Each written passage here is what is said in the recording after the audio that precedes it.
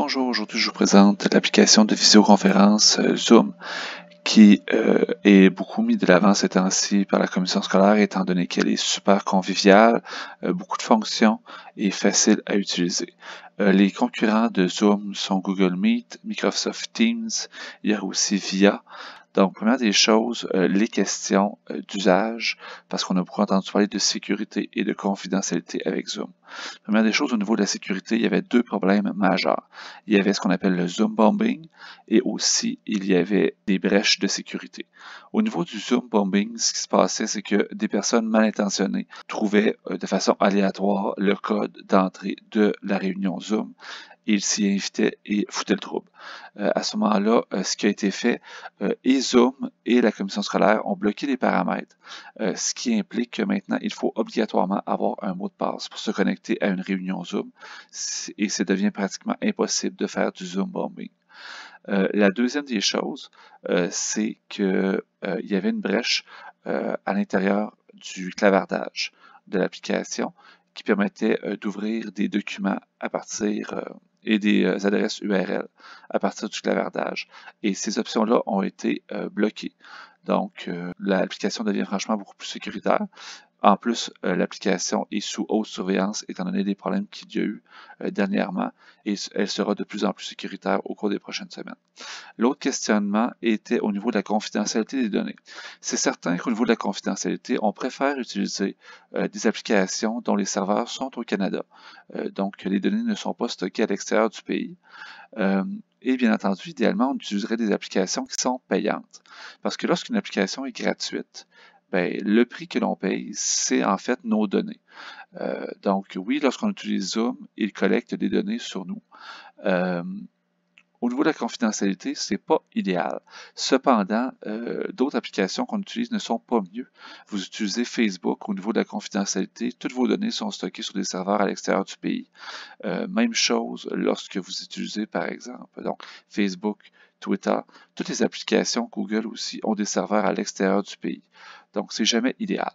Moi, ce que je vous suggère, c'est bien entendu, on ne communique jamais d'informations sensibles à l'intérieur d'une visioconférence comme Zoom. Et je vous suggère de ne pas enregistrer vos séances Zoom avec des élèves. Pourquoi? Parce qu'à ce moment-là, des images de vos élèves sont stockées sur des serveurs à l'extérieur du pays. Et là, au niveau de la confidentialité, ça peut être un petit peu touché. Donc, moi, je vous dirais, si c'est avec d'autres adultes, pour que quelqu'un puisse réécouter la conférence à un autre moment, ça peut être une idée possible. Cependant, si c'est avec des jeunes, je vous suggère de ne pas enregistrer vos séances sur Zoom, tout comme je ne vous suggérerais pas de les enregistrer sur Google Meet, par exemple.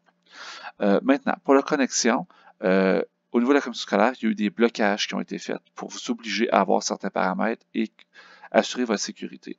Donc, quand vous allez entrer pour vous créer un compte, vous allez faire inscrivez-vous, c'est gratuit. Vous devez, si vous n'avez pas utilisé votre compte Google, votre compte Zoom au cours des 3 dernières semaines, vous inscrire et vous créer un nouveau compte. Vous ne pouvez plus vous connecter avec Google, ce n'est plus une option. Vous devez obligatoirement entrer votre adresse courriel csnavigateur.qc.ca, cliquer sur vous inscrire et déterminer un mot de passe, qui peut être ou pas le même mot de passe qu'au niveau de la commission scolaire. Une fois que vous allez être entré, par défaut, vous allez être sur votre page de profil et vous pouvez aller les deux onglets intéressants, les réunions et les paramètres. Je vais regarder rapidement avec vous des paramètres clés qu'il y a à l'intérieur. Donc, au niveau des paramètres, moi, j'ai activé la vidéo des participants. J'aime bien gros quand les participants entrent que leur vidéo soit activée par défaut. Ensuite, vérifié par l'administrateur, hein, il doit y avoir un mot de passe maintenant. Donc, l'administrateur, commission scolaire, demande d'avoir des mots de passe. Pour les nouvelles réunions et les réunions instantanées, il y a toujours un mot de passe. Donc, ça, c'est pour votre sécurité. Ensuite, moi, je fais désactiver le son des participants à l'entrée par défaut. Parce qu'une personne qui ne connaît pas où désactiver son micro et entre peut avoir du feedback, donc c'est assez désagréable. Ensuite, j'active les conversations, toujours. À part ça, le transfert de fichiers a été bloqué. On n'a pas l'option de faire du transfert de fichiers pour votre sécurité. Ensuite, dans les autres paramètres, tableau blanc, je l'ai activé. C'est toujours le fun d'avoir le tableau blanc, je vous en parle tout à l'heure. Les autres paramètres, on passe par-dessus. Vous allez revenir ici dans les réunions. Donc, je vous montre comment on fait pour planifier une réunion à l'avance ou comment animer une réunion sur le fly. Donc, pour planifier une réunion, vous allez programmer une nouvelle réunion. Vous allez la nommer. Vous pouvez ou pas mettre un descriptif, céduler à quelle date et à quelle heure elle va commencer, ainsi que sa durée. La durée, ça n'a franchement aucune importance. Si vous avez planifié 1 heure et que ça dure 1h40, ça va continuer. Il n'y a pas de limite. Ensuite, vous pouvez déterminer un mot de passe à votre goût, qui va être facile à retenir pour votre réunion. Ensuite, déterminer si la vidéo va être activée ou désactivée pour l'animateur dès le départ et pour le participant aussi dès le départ.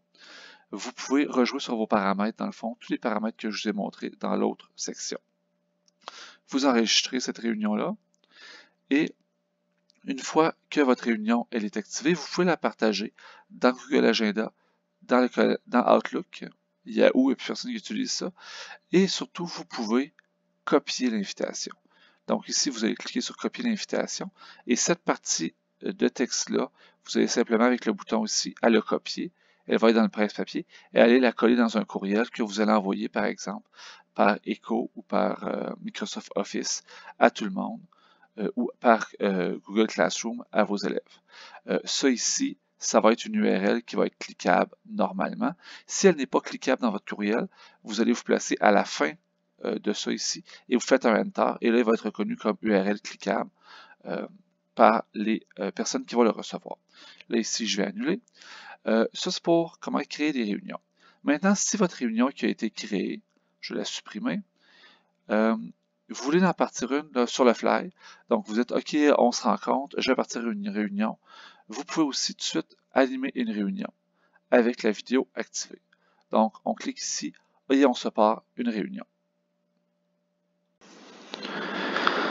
Et on vient de partir une nouvelle réunion. Donc, une fois que votre réunion elle est créée, je vais vous donner quelques trucs pour ne pas avoir l'air fou lors d'une réunion Zoom. Première des choses, assurez-vous d'être à votre meilleur. Deuxième des choses, au niveau de l'appareil, je vous suggère d'utiliser un portable ou un ordinateur au lieu d'utiliser une tablette. Pourquoi? Parce que la tablette va avoir tendance à toujours bouger, ce qui est sincèrement désagréable. L'autre chose, au niveau de la tablette, regardez, je vais voir ici, la tablette, on a tendance à toujours la tenir comme ça. Donc, le deuxième conseil, on ne veut pas voir votre double menton. On veut que votre appareil soit à la hauteur des yeux ou un peu plus haut. Votre portable, vous pouvez le monter plus haut que la hauteur des yeux. Ensuite, la troisième des choses, assurez-vous de toujours travailler en mode horizontal si vous avez un appareil mobile, parce que c'est vraiment désagréable d'avoir un mini-écran avec vous. Assurez-vous d'avoir de l'éclairage. L'éclairage doit être devant vous et pas à l'arrière de vous. Ici, j'ai l'éclairage devant moi. J'ai fermé les rideaux à l'arrière. Comme ça, on voit relativement bien. Si je me mets dans ce sens-là, comme ça ici, c'est beaucoup moins agréable à contre-jour. Donc ça, c'est pour les conseils de base pour être agréable à regarder dans Zoom. Si vous êtes capable d'avoir un micro, c'est encore mieux. Ensuite, dans l'interface Zoom, qu'est-ce que je veux que vous voyez? C'est les différentes options. Je vais commencer en haut. Donc, en haut ici, on peut monter en mode plein écran. Et on a aussi le Speaker View, c'est-à-dire qu'on peut seulement voir la personne qui parle en plus grand. On a aussi le Gallery View, qui nous permet de voir là, dans des diapositives là, de toute la même grandeur tous les participants, y compris vous. Je préfère personnellement le Speaker View. Ensuite, les paramètres audio ici. Si on clique sur la petite mute, on va arrêter le son directement. Et si on regarde sur les paramètres, hein, donc il n'y a pas grand-chose à modifier dans vos paramètres audio normalement. Dans vos paramètres vidéo, ce que vous pouvez aller voir, hein, c'est choisir votre background virtuel. Donc, je vais le faire ici. Si je choisis, comme si je n'ai pas un arrière-plan qui est très, très uni, ça capote un peu. Donc, ce n'est pas une bonne idée. Mais si vous avez un fond uni derrière vous, ça peut être cute. Ensuite, au niveau de la sécurité, dans les options, vous pouvez Lock Meeting, ça veut dire que plus personne ne peut entrer dans votre réunion. Waiting Room, donc on s'assure qu'il est coché pour avoir accès à une salle d'attente pour les participants.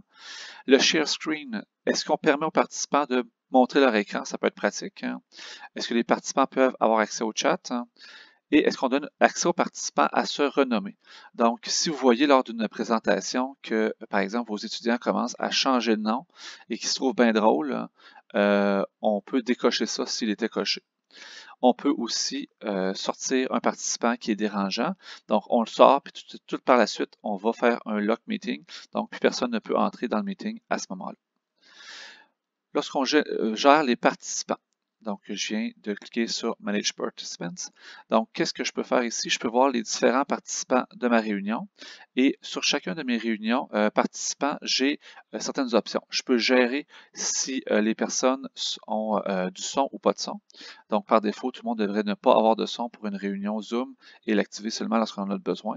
Je peux activer aussi, par exemple, changer ma photo.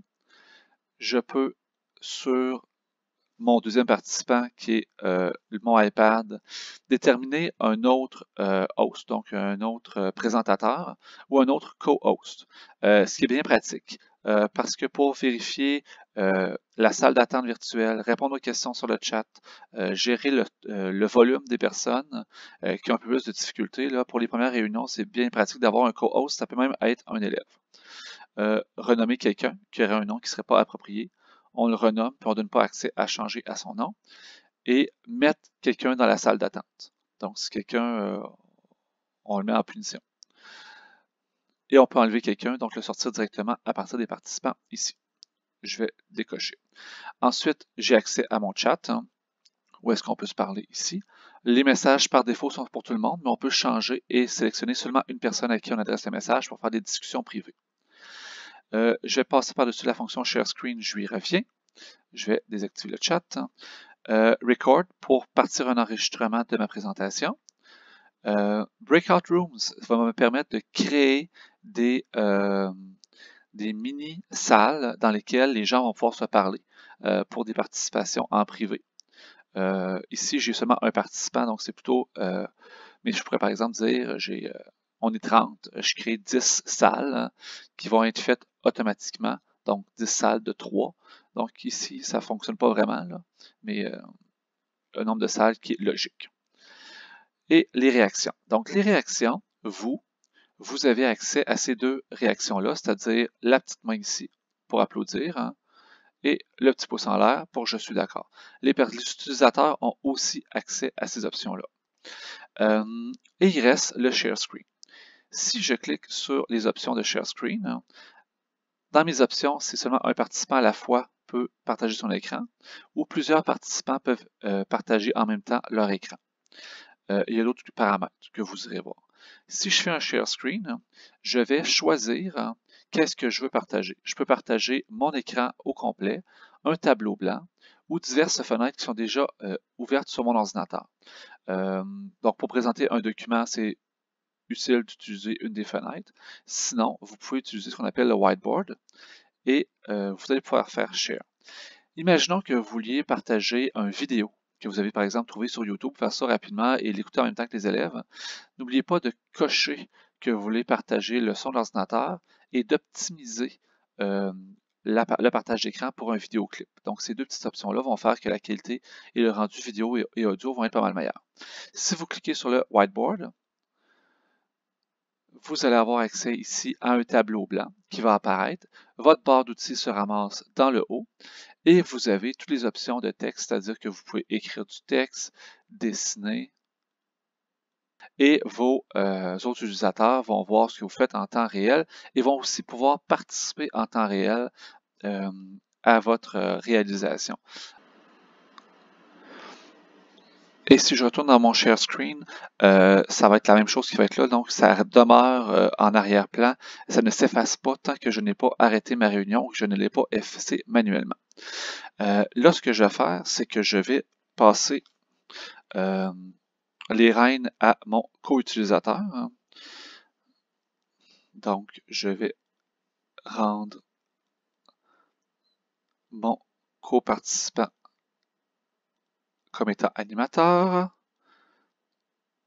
et je vais devenir moi-même un participant. Donc, pour voir les différentes options que j'ai en tant que participant. Donc, maintenant, ce que je peux faire au niveau des réactions, j'ai toujours les deux mêmes. Donc, une fois que je suis en tant que participant, j'ai à peu près les mêmes options. La seule option différente que j'ai lorsque je n'étais pas, lorsque j'étais animateur, c'est dans les options ici à droite, hein, vous avez Raise Hand. Donc, cette option-là sert vraiment à lever la main, dire j'ai quelque chose à dire. Hein. Donc, quand tu cliques sur Raise Hand, il va apparaître une petite main bleue sur le chat hein, que l'animateur va voir. Et il va aussi y avoir l'équivalent sur l'écran des autres participants qui vont voir que tu as la main levée. Donc, au niveau de la version iPad ou mobile de Zoom que vous devez télécharger, vous allez avoir ici l'option pour changer de mode. Ici, je suis en mode Speaker View, c'est-à-dire qu'on voit par défaut la personne qui est en train de parler. Puis, en cliquant ici, je vais avoir une version en grille de mon Speaker View. Vous allez voir aussi, tant que sur la version PC que sur la version mobile, que s'il y a plus que X participants, ils ne seront pas tous affichés dans la même fenêtre. Et vous allez avoir des flèches à gauche et à droite qui vont vous permettre de passer d'une fenêtre à l'autre pour voir d'autres participants. Ensuite, la petite caméra ici vous permet d'afficher une vision de vous-même en petite miniature en bas pour voir de quoi vous avez l'air, si vous avez la fou ou pas. Pour activer, désactiver le micro, pour activer, désactiver votre vidéo. L'équivalent pour pouvoir partager votre écran existe ici sur un appareil mobile, partagé. On peut aussi partager des fichiers par ici. Cependant, le partage de fichiers a été désactivé par la commission scolaire en théorie. En cliquant ici sur les participants, vous allez avoir accès à la liste des participants pour pouvoir gérer les micros si vous êtes un host, et etc. Et dans le petit onglet plus ici, vous allez avoir des options super intéressantes que je vais vous montrer. Donc, en cliquant, vous allez avoir accès à la main et au pouce pour envoyer des confirmations visuelles. Vous allez avoir accès ici en conversation pour ouvrir le chat. Et très intéressant, dans le bas ici, l'arrière-plan virtuel, il est dans l'option plus. Et le dernier, le petit lever la main avec la main bleue dont je vous parlais tout à l'heure, c'est par ici qu'on va venir le chercher sur votre appareil mobile pour signifier que vous avez l'intention de parler. Je vous rappelle en terminant que je vous suggère fortement, lorsque c'est possible, d'utiliser un ordinateur plutôt qu'un appareil mobile pour des réunions Zoom, plus stable et beaucoup plus d'options. Et si vous avez des questions, si vous voulez vous exercer, n'hésitez pas à me contacter. Il me fera un plaisir de vous aider.